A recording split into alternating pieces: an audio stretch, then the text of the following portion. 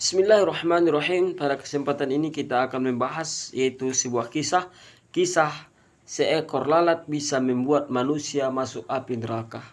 Yang mana kisah ini terdapat di dalam hadis Imam Ahmad dan juga terdapat di bukunya Abu Ibrahim Al-Ghifari yang berjudul Kultum Kisah Inspiratif yang terdapat pada halaman yang ke-87.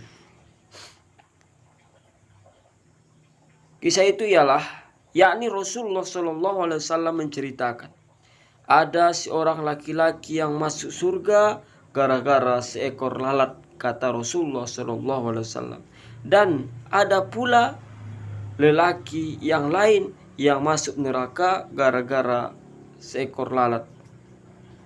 Gara-gara lalat, kata Rasulullah SAW.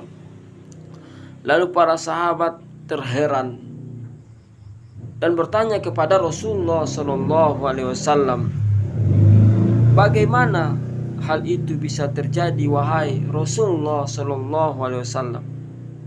Lalu beliau pun menjawab bahwasanya ada dua orang lelaki yang melewati suatu kaum yang memiliki berhala pada kaum tersebut, bahwasanya tidak ada seorang pun yang diperbolehkan melewati daerah itu melainkan dia harus berkorban sesuatu untuk berhala tersebut. Harus dikorbankan sesuatu kepada berhala tersebut, kalau tidak bisa memasuki tempat tersebut atau melewatinya. Mereka pun mengatakan kepada salah satu di antara dua lelaki itu, berkorbanlah, kata kaum tersebut. Ia pun menjawab, aku tidak punya apa-apa untuk dikorbankan. Lalu mereka mengatakan, kaum tersebut, berkorbanlah walaupun hanya dengan seekor lalat. Lalu ia pun berkorban dengan seekor lalat. Ada seorang laki-laki tersebut, ia berkorban dengan seekor lalat sehingga mereka pun memperbolehkannya, yakni laki-laki tersebut, karena dia sudah berkorban dengan seekor lalat untuk berhala tersebut, maka kaum tersebut memperbolehkan dia untuk melewati atau lewat pada tempat tersebut dan meneruskan perjalanan. Karena sebab itulah ia masuk api neraka, disebabkan berkorban bukan karena Allah Subhanahu wa taala, karena demi kepada berhala tersebut. Lalu mereka juga memerintahkan kepada orang yang satu lagi.